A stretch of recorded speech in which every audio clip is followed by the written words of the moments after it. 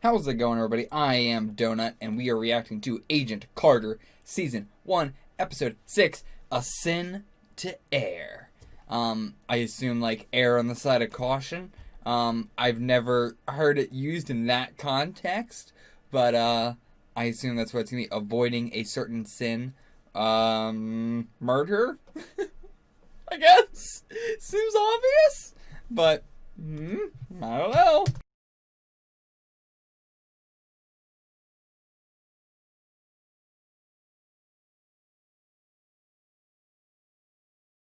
Okay, so we learned a bit more about Leviathan in this episode, and it basically is what I predicted way back in episode 1.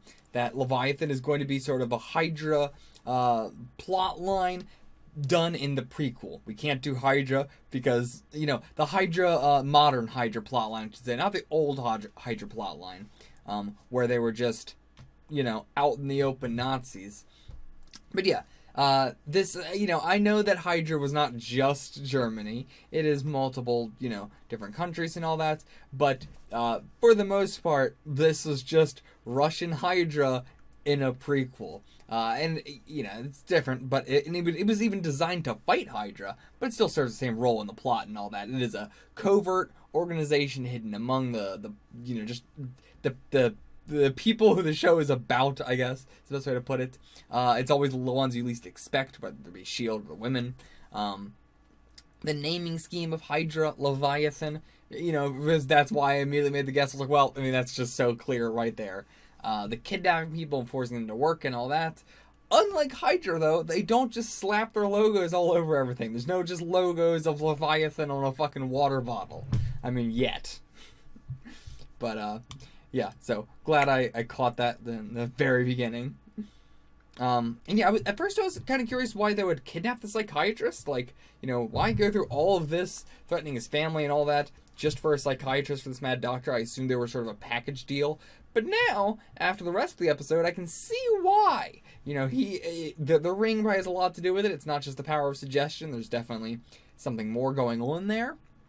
But, yeah, he's definitely, I don't know if we got his name at all, actually. But the Faustus method was a German thing, right? So I doubt that's what this is.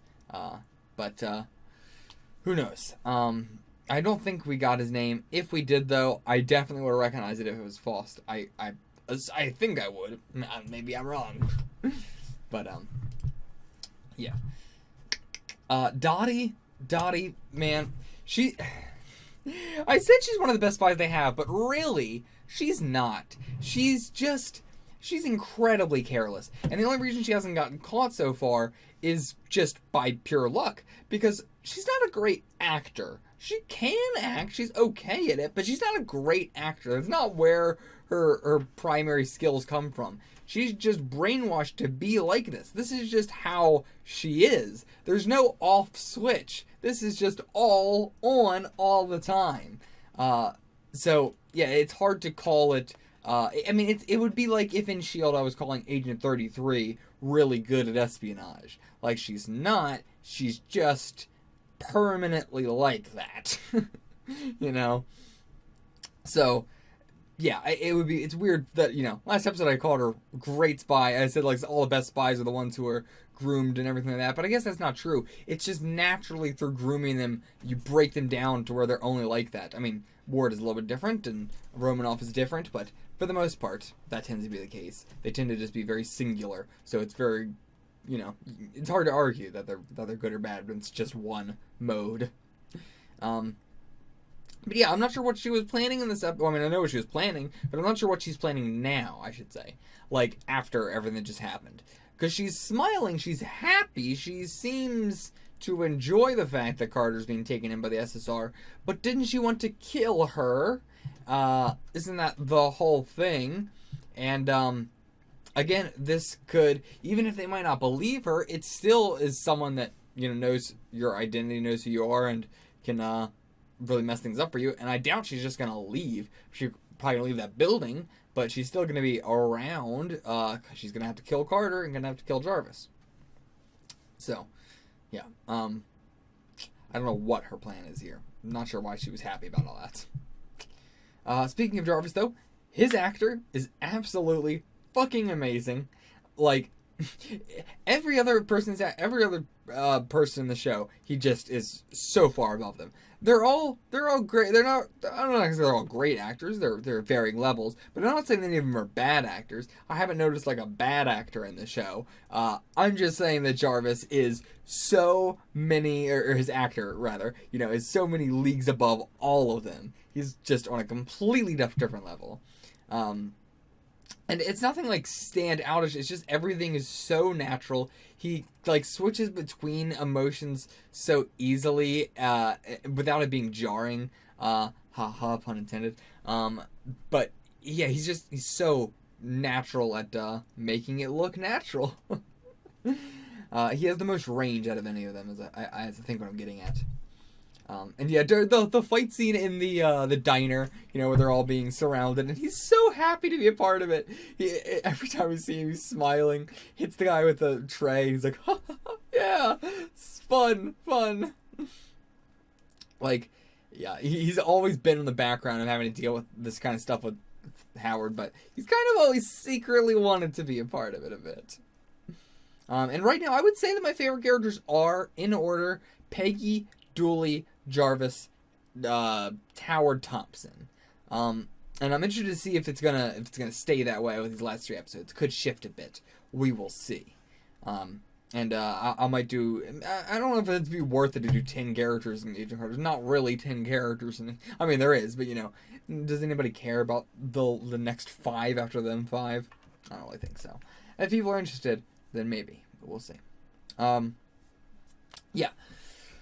Thompson is probably fucking kicking himself to high heaven after all this shit, because from his perspective, the first person he was able to tell the truth about his story to, and the woman who saved his ass, and the woman who saved all of their ass, and the woman who's just been showing him up left and right in general, is a traitor. And he would have no reason to not believe that, maybe there's another side to this, because again, she ran away. So it seems very, very obvious that, yeah, she's a traitor and she's bad. And I don't blame him for thinking that, because, yeah, she's making it seem like that. Very obvious.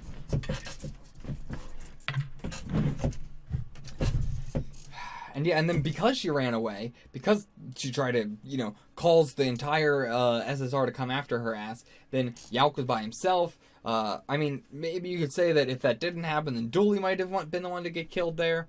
But, well, no, because that was originally he came in the room because of the Carter with the image. I guess I'm actually wrong about that. Never mind. I was gonna say that Carter indirectly got Yauk killed.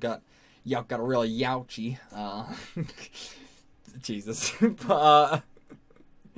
But no, I guess he wasn't involved at all. I guess, yeah, that was just gonna happen regardless, because that was just the picture that they first showed, saying this is definitely Carter. It was confirmed. We gotta go after her. But either way, she ran off to get Steve Rogers' blood. Why though? Why?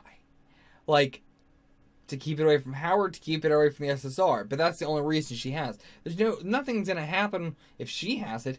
Only good can benefit from her, giving it up. Now, Howard could just use it to make money, right? The government could just fuck it up and waste it again. But, I mean, she's still wasting it, just having it and doing nothing with it. Nothing's happening with her having it. There's no negative to her giving it to the government. There's no negative to her giving it to Howard Stark. I mean, there's the negatives in terms of it is Steve Rogers' blood. But in terms of what they're going to do with it, there's no negatives. But, yeah, I get where she's coming from that she just doesn't want to give Steve Rogers' blood to anybody. But, yeah. I don't know, though. All this, though, for that, I don't know if I could justify that, I get where she's coming from, but this was all a bit too much just for that. And yeah, the whole rule about no men above the first floor, and it's taken 6 episodes for half the SSR to be up there, just running around, messing around. Like, I called that something was gonna happen, but I honestly expected it to be like blown up or something. I thought a villain was gonna just blow it up somehow. Because it's just so prim and proper. I was really expecting the worst possible thing to happen to it. But yeah, right as they were all coming around on Howard's side, and now Carter's running around doing all this. Next episode's got to be just all her explaining, just all her talking about what happened, them, disagreeing, and her trying to convince them, and maybe bringing in Jarvis in here. Maybe Howard will show back up. I doubt Howard would show up that early, but you never know. I'll see you guys for the next one. Till then, get the fuck out of here.